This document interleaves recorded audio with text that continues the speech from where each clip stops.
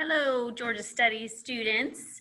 I just wanted to talk to you about the unit that's coming up. So what we just found out about was the beginning of Georgia's days. So we had a colony form in 1732. Georgia was the last colony created here in what's now the United States of America. Great Britain had many other 12 other colonies on the eastern side of the United States. Georgia was the youngest, the poorest, and before the American Revolution, it was still very, very dependent on Great Britain. So we learned about the Mississippian Indians. We learned about the interaction between the Native Americans and the Spaniards and other Europeans when they came over. Unfortunately, within within 100 years of the first encounters between the Europeans and the Native Americans, we lost 80 to 90% of the population of the Native Americans. So very, very devastating to say the least. They brought with them many diseases the Native Americans weren't immune to.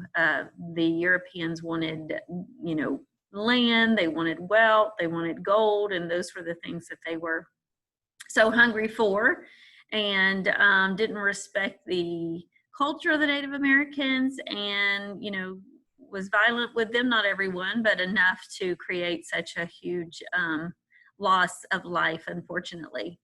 Well, then in the early 1700s, we have James Oglethorpe, an Englishman, rich Englishman, who had a good friend, Robert Castile. He died in debtor's prison, so James Oglethorpe wanted to have a place for people to start over. And so he goes to the King of England, and he talks his way into allowing the King of England to fund his trip over and to create this new colony named for King George II, the colony of Georgia. So of course he promised three things. He promised a land of philanthropy. He promised we're going to create all of these wrist products and help mercantilism for Great Britain, and we're going to be a defense for between South Carolina and the evil Spaniards in the South. And so, of course, the one thing that he was able to accomplish was being able to defend South Carolina against the Spaniards. So that's the only one of the three that he fulfilled. So as we get going, we know that, the trustee period lasted for about 19, 20 years, and then we became a royal colony. At that time, that's when a lot of the rules were thrown away with, and we became we were much better off economically. We started allowing slaves, we started allowing men to sell land, and so these large plantations started to develop, and so they were so dependent on that slave labor, unfortunately.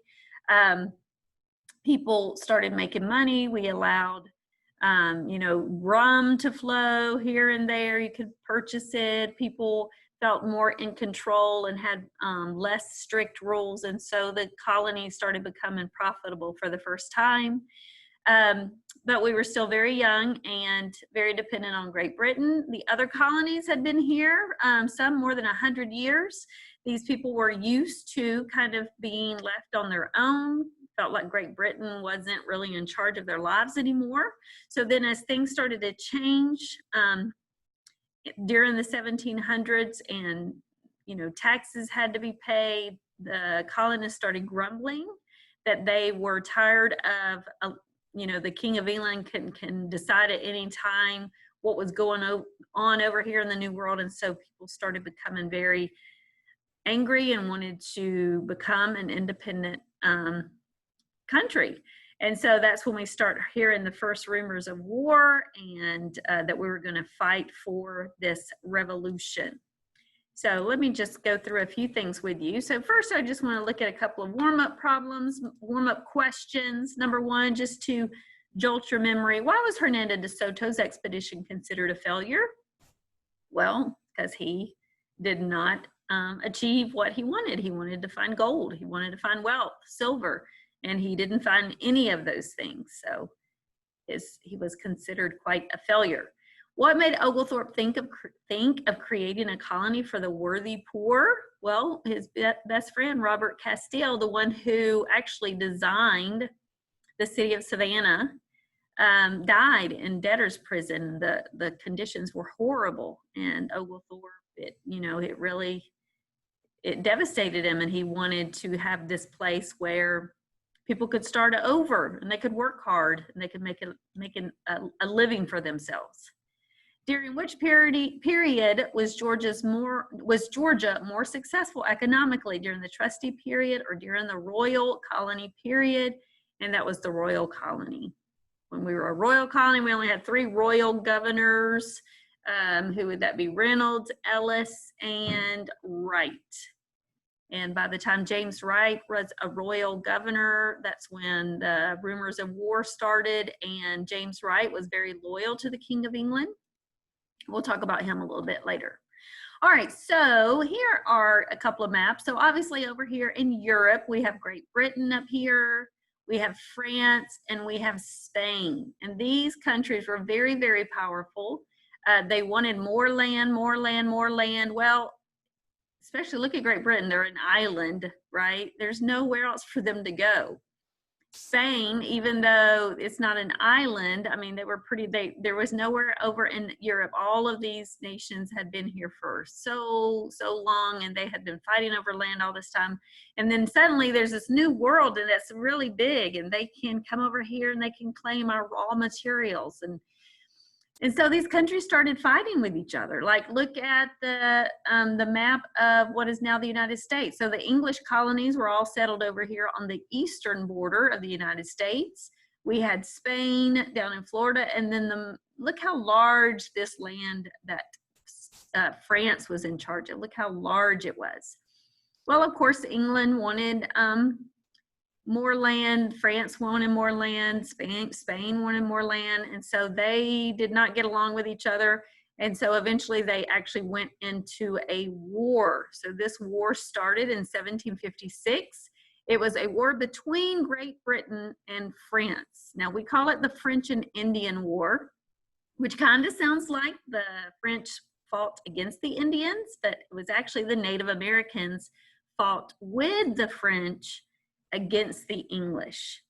So the Native Americans were on the French side. And so together the French and the Native Americans fought against Great Britain, and they lost. So all of this territory here in the middle is what France lost. That was thousands and thousands and thousands, of acres of land that they lost. Now we call this the French and Indian War, but throughout Europe they called it the 7 Years' War. So here we have a picture depicting fighting in the French and Indian War, also called the 7 Years' War. Guess how long it lasted? For 7 years. All right, so up until this point, the colony of Georgia, basically once the French lost all that land, look what happened to the colony of Georgia. Can you believe it? At one time, it extended from one side of the United States to the other side of the United States. That's crazy. I mean, not a lot of people lived out here. This was the wild, wild west, which of course that came later. But, you know, the people of Georgia all were down here on the coast. We were all pretty happy right where Savannah is. And that's where almost all of our colonists in Georgia lived. So what officially ended the war? Well, normally it's some sort of agreement. The losing side says, okay, I know we're losing, let's make some sort of agreement. So this document was called the Treaty of Paris. In 1763, it officially ended the war. And so what happened as a result of that? Well, Great Britain won. France lost all of the land they had in North America. Lost all of it. Bye-bye. Bye-bye, all of this land that belonged to the French. They lost it. It also gave Spanish Florida to Great Britain. So, talking about the end of the threat of Spain for a while, this treaty allowed England to take over Florida. And then Georgia, after the French and Indian War, ended at the Mississippi River. Okay, so before it went all the way from coast to coast, and then after the French and Indian War, the border was the Mississippi River, the western border. All right, so this French and Indian War, like I said, it lasted for many years, 7 years. It bankrupted Great Britain because it not only was fought here in what is now the United States, but it was also fought in Europe as well. They were not getting along with each other, so they didn't just isolate where they were fighting. It was war is very, very expensive. So the Native Americans were unhappy and threatened another war because England took over all that land, and they're like, well, we're going to keep extending west. And the Native Americans were like, no, we're not moving. This is our homeland. This is where we live. And so the King of England was like, okay, guys, we're broke.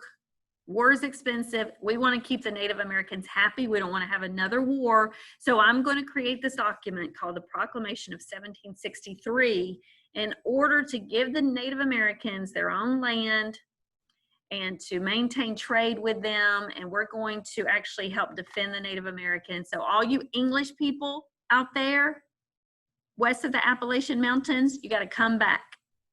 Well, like I said, a lot of the northern colonies had been here a long time, and they had a couple of generations of families that had already moved past this, what is called now the line of the Proclamation line of 1763. And so they've been living out there. People have been leaving them alone. And now all of a sudden the King of England across the ocean is telling them they can't live west of the Appalachian Mountains. The colonists were not happy, very angry. So this is what happened as a result of the Proclamation of 1763. Here we had our 13 colonies. A lot of the western borders were brought back over toward the east. And they said, all this land right here, this huge section of land right here from Quebec all the way down here to down to Florida, that belongs to the Native Americans. So all you English people out here, hanging out here, you got to get back. And the English were mad. Now, if you remember earlier, after that war, Georgia's border landed here about where Savannah is. Well, the Proclamation of 1763, it actually extended our border south into what is right now our border between Georgia and Florida. We gained land all the way down to this river right here, which is called the St. Mary's River, which is still our border between Georgia and Florida. So we actually, even though we lost all this land west of the Appalachian Mountains to the Mississippi River, we didn't care because nobody lived out here. No Georgian colonists lived that far anyway. We were all over here on the coast. So we didn't care. The Proclamation of 1763 didn't make us mad, but it made the other colonies angry. So what was the reaction in Georgia? Well, we were young, we were small, and we were poor. Most colonists were still settled along Georgia's coastline, and we were still very dependent on Great Britain. We needed them. We were not being successful without them. Just had started being successful during the royal colony, or royal, when we became a royal colony. And Georgia had actually gained land after the proclamation. The southern border now went all the way down to the St. Mary's River. So we weren't upset, but other states were, not states yet, colonies. So one of the things that happened as a result of the French and Indian War is that Great Britain, like I said, was basically they didn't have any more money. They spent all their money on the war, and they said, you know what?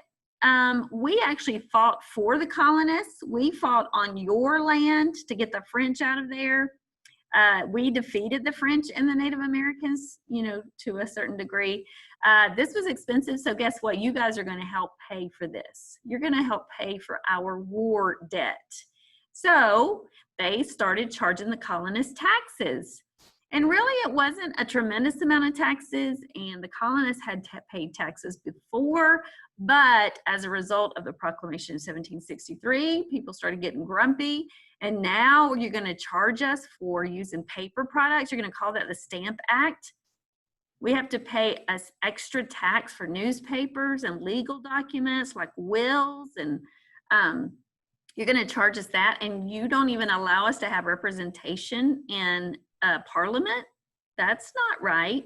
So basically they're saying the King of England is across the ocean. He's making any decision he wants. We don't have any input in those decisions because we don't have representation in Parliament, and we're not going to pay these taxes. That's not fair. That's what they started saying.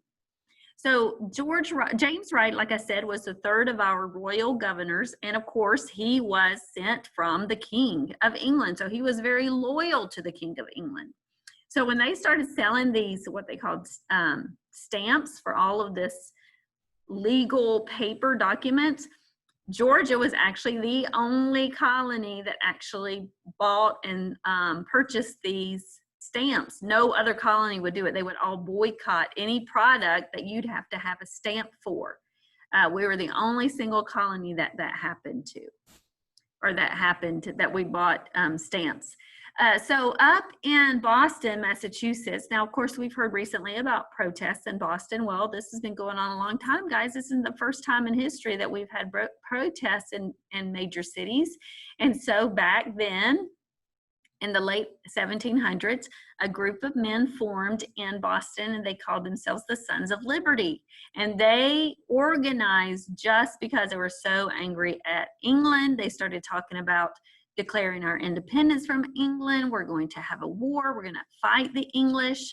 And so that group grew and grew. And down in Savannah, there was a tavern that these group of men would meet from Georgia, and they actually called themselves the Liberty Boys. And they came from that original group called the Sons of Liberty. And they were also, even though most Georgian colonists didn't agree with fighting for independence from Great Britain, the Liberty Boys and other groups did agree with that. They wanted to do that.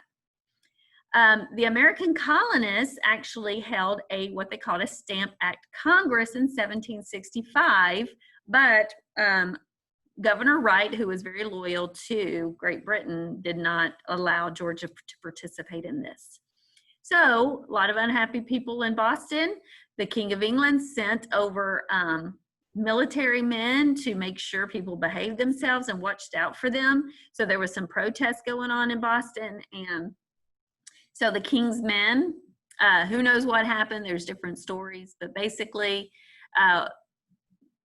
all of a sudden there were some shots fired and 5 colonists were killed. And even though the word massacre makes it sound like many people were killed, 5 people were killed, which is still, every life matters. But they call that the Boston Massacre because of the tension was already high, right? A lot of unrest, and that's really what happened to get the American Revolutionary War idea out there. Also, you guys have heard about the Boston Tea Party. This is where some colonists dressed up as Native Americans. They went onto these ships up in the Boston Harbor, and they dumped tons and tons and tons of tea, which was very, very expensive, into the Boston Harbor, and just wasted all of that tea, and made the King of England furious. And as a result, the English shut down that harbor, and that was devastating to the people of Boston, people that made their living and used that port very, very often. And so anyway, a lot of stress. So finally, all that led up to, on April 19th, 1775, the first battle of the American Revolution took place at Lexington and Concord, Massachusetts. So when do we celebrate our Independence Day? July 4th, 1776. So this battle happened before we actually wrote the Declaration of Independence. But this battle proved it is on. We are doing this. We had our first official battle of the American Revolution. Every colony, so the first Continental Congress met in 74. That bullet should have gone up before the blue one. But these were like the events that happened that led to our Declaration of Independence. So we had a Boston Massacre in 70. The Boston Tea Party happened in 1774, 1770, or 1773, and 74. That's the first time we have had this official Congress that meet in order to declare our independence from Great Britain. That's when we were like, let's get together. We're going to talk about this. We're going to make it real. 75 is when the first battle took place. All right, and then finally in May 10th of 1775, That's when they said officially we are going to get together, we're going to draft a Declaration of Independence, and that's when Thomas Jefferson wrote that first document, which is just it's just beautiful piece of writing. People still quote it today. It's just an incredible piece of writing. And you guys, we're going to actually listen to it this week, and we're going to talk about each section, and you guys are going to kind of digest it a little bit, which you should, because it's the document that made us a nation. That's what happened. And then, of course, Congress officially adopted the Declaration of Independence on July 4th of 1776. And that is the day we all enjoy barbecues, right? So this incredible document, one of the most famous lines, we hold these truths to be self-evident that all men are created equal. That line has been quoted many, many, many times over the years, talking about the equal rights of women, of minorities. Any time that people have fought for justice, they have quoted this line, and it still rings true today. Absolutely. In Georgia, we had 3 signers of this incredible document: Button Gwinnett, Lyman Hall, and George Walton. You should be very familiar with these names.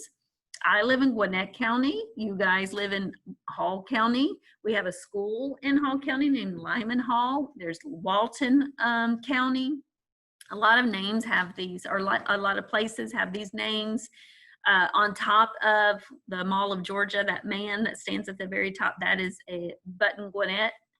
He actually died in a duel. So that's interesting. A lot of people don't know that he was in a duel where people would, back to back, and they would draw their guns. They would pace out 3 steps, and they first one to pull their gun and turn around and shoot each other. And that's what they did. They shot each other, and Button Gwinnett died, and I think 3 days later. So a lot of people don't know how he died. But these are photographs, no, not really, portraits of these 3 men. So definitely 3 names that you should know.